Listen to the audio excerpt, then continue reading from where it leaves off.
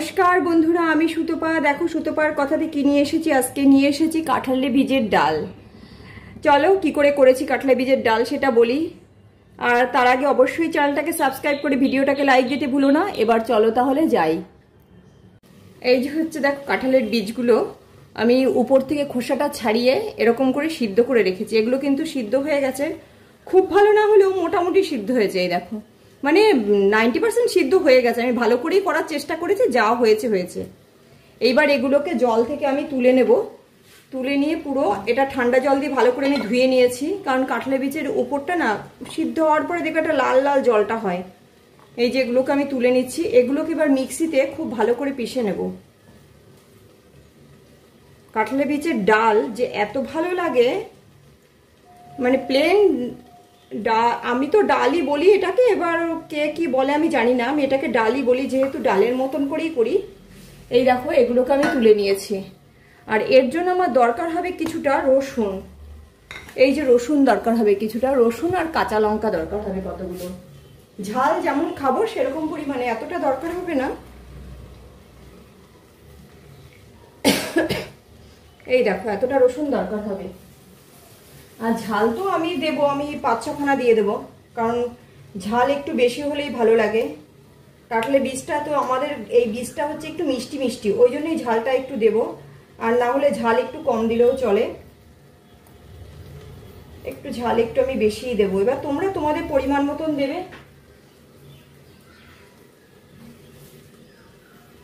দেখো এই কটা লঙ্কা আমি দিয়ে দেবো, এইটুকুনি লাগবে। এই যে এই কটা কাঁঠালের বীজের জন্য এইটুকুনি লাগবে। এই কটা আমি এবার মিক্সিতে বড় বড় পেস্ট করব। মানে কি মিক্সিতে জল টল দেবো না, জল না দিয়ে শুধু একটু একবার কি দুবার ঘোরালে যেমন পেস্ট হয় সেরকম পেস্ট করব। তবে সবার আগে আমি এইগুলোকে খুব ভালো করে পেস্ট করে নিয়ে আসি। এটাকে একদম মিহি করে পেস্ট করবো। এটাকে মিক্সির জার দেখো নিয়ে এসছি, দেবো। এগুলোকে একটু জল দিয়েই পেস্ট করব আমি, যেহেতু খুব ভালো করে পেস্ট করবো একটু জল দরকার হবে। জল দিয়েই পেস্ট করব।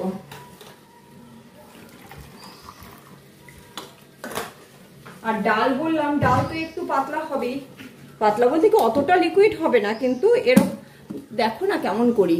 এই যে কাঁঠালের বীজটা দেখো পেস্ট করে নিয়ে এসেছি একটু জল দিয়ে, মানে 90% পেস্ট হয়ে গেছে, এমনভাবে করেছি এটাকে।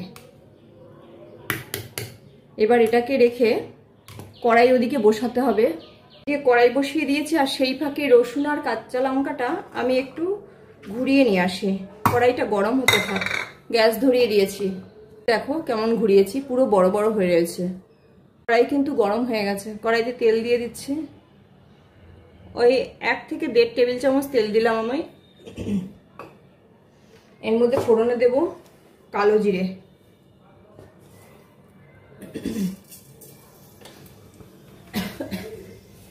কালো জিরে দিয়ে কালো জিরেটা একটু ওই পটপট করে ফুটবে, সেই অপেক্ষা করতে হবে। একটু ফোটার অপেক্ষা করি। ওই যে দেখতে পাচ্ছ ফুটে উঠেছে। এই ফাঁকে আমি এই যে রসুন আর লঙ্কার যে পেস্টটা এটা দিয়ে দেব।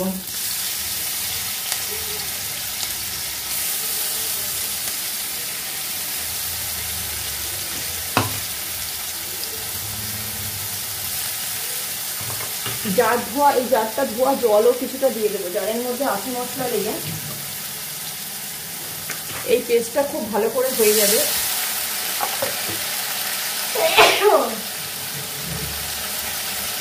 এবার এর মধ্যেই আমি দিয়ে দেবো হলুদ।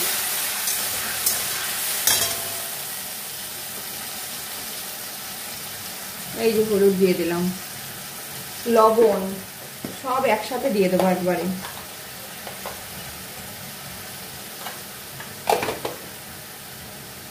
এবার এটাকে কষাবো।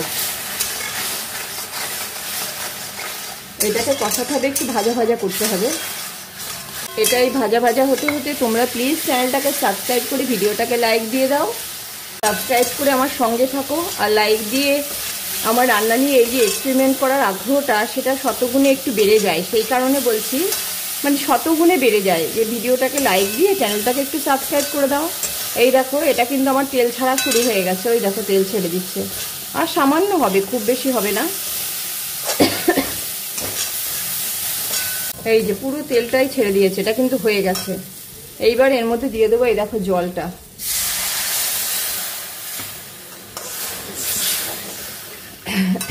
জল একটু বেশি দেবো, জলটা ভালো করে ফোটার জন্য। বেশি বলতে কি, আমি যে বাটিতে কাঁঠালের বীজটা দিয়েছি সেই বাটিরই 1 বাটি জল দিয়ে দিয়েছি। 1 বাটি কাঁঠালের বীজ 1 বাটি জল দিয়েছি। জলটার একটু কম দিলেও হতো, কিন্তু আমি জলটা একটু ভালো করে ফোটার জন্য একটু বেশি দিয়েছি। এটা এবার ফোটার অপেক্ষা করব। এই যে দেখো টকবক করে ফুটে গেছে। এই অবস্থায় দেব এটার মধ্যে এই যে লেবু, আমি গোটা লেবুটাই দিয়ে দেব। তোমরা যদি টক পছন্দ করো তাহলে 1 পিসও দিতে পারো। আমি এই লেবুটা গোটাই কেটে রেখেছি, 2 পিস করে রেখেছি। এই যে দিয়ে দেব। একটু টক টক হলে না খেতে খুব ভালো লাগে, ওই কারণেই আমি গোটাটাই দিয়ে দিচ্ছি।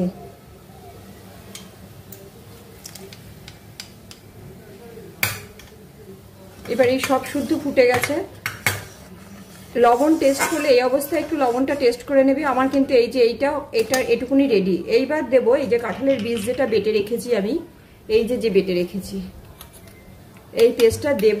আর দিয়ে নাড়তে হবে, কারণ এটা মিশে যাবে এই জলটার সাথে, এটা পুরো মিশবে। ওই কারণে জলটা আগে ভালো করে ফুটিয়ে নিয়েছি, কারণ এটা দেওয়ার পরে না ফুটলে কড়াইয়ের তলায় ধরে আসে। দেওয়ার পরে খুব বেশি ফোটানো যায় না, কিন্তু যেটুকুনি ফোটানো যাবে ফোটাবো। এই যে পাতলা এটা থাকবে না, এটা আরেকটু ঘন হবে।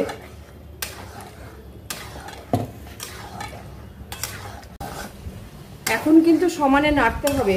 কড়াইটা বাহাত দিয়ে আমি একটু ধরে নিই, সারাশি দিয়ে অবশ্যই ধরে নিতে হবে, না হলে কড়াই উল্টে পড়ার চান্স থাকবে। দেখো এতদিন বাদে এত গরমের পরে আজকে মনে হচ্ছে আকাশে মেঘ করেছে, মনে হচ্ছে কি অরিজিনালি আকাশে মেঘ করেছি, একটু হাওয়া ছাড়ছে। এটা কিন্তু দুর্দান্ত টেস্ট হয় খেতে। এর মধ্যে আর কিচ্ছু লাগবে না, শুধু যদি লবণ টেস্ট করে লবণ লাগে একটু লবণ দেবে। এটা হয়েই গেছে, আর বেশিক্ষণ নেই, নামিয়ে দেবো এক্ষুনি। দেখো কি অবস্থায় নামাই। একদম সিম্পল, কিন্তু খেতে এতটাই অসাধারণ লাগে, দুর্দান্ত লাগে। পুরো ভাতের সাথে আর কিচ্ছু লাগবে না, এটা গরম ভাতে দিলে একেবারে জমে যাবে। এবার আমি তো এটাকে কাঁঠালের বীজের ডাল বলি, কেউ যে যা বলো, ভর্তা বলবো, যা বলবে। বীজের খোসাটা ছাড়িয়ে নিয়ে পেস্ট করে ব্যাস এরকম করে নাও। আর যারা নিরামিষ খাবে তাদের রসুনটা অ্যাভয়েড করলেই হলো। রসুনটা অ্যাভয়েড করবে, ব্যাস। এর মধ্যে কোনো মশলা লাগে না, কিচ্ছু লাগে না। দেখো সমানে নাড়ছি কেন, তলায় ধরে যাবে বললাম না। ডাল জাতীয় জিনিস যে কোনো তলায় ধরে যায়, দেখবে বেশি ঘন হলে। এই যেটা হয়েই গেছে। দিলে একটুখানি ভাজা জিরের গুঁড়ো থাকলে দিতে পারো। একটুখানি ভাজা জিরের গুঁড়ো দিলে গন্ধটা বেশ ভালোই লাগে। আমি একটু দিয়েই দিই, না দিলেও ভালো লাগে, দিলেও ভালো লাগে। আমার কাছে আছে, আমি অল্প একটু দিয়ে দিচ্ছি, তোমাদের দেখাচ্ছি কয়টুকু দিচ্ছি। তো এটা ওই যে 1/4 চামচ হবে, দিয়ে দিলাম। দিয়ে নাড়তে হবে কিন্তু খুব ভালো করে, না হলে কিন্তু মিশবে না। এতটাই দুর্দান্ত লাগে খেতে এর। আর এটা কিন্তু খুব ফোটে, টকবক করে ফোটে। ওই তাল যেমন করে ফোটে, তাল রান্না করি আমরা যখন, দেখবে তাল খুব ফোটে, সেরকম করে ফোটে। এবার নিজেকে বাঁচিয়ে একটু গ্যাস কমিয়ে আবার বাড়িয়ে এরকম করে এটাকে করতে হবে। এটা আর কিছু করবো না, আমার কিচ্ছু লাগবে না এর মধ্যে। এটাকে এবার নামিয়ে দেব। গ্যাসটা অফ করে দিই। গ্যাস অফ করে দিয়েছে।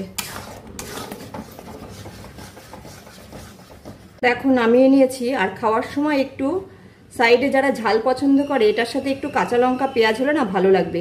তাই আমি একবারে দিয়ে রাখছি, যে খাবে সে নিয়ে নেবে। দুর্দান্ত টেস্ট, কিন্তু অবশ্যই ট্রাই করো। আর আমাকে কমেন্টস করে জানিও এটা কেমন হয়েছে।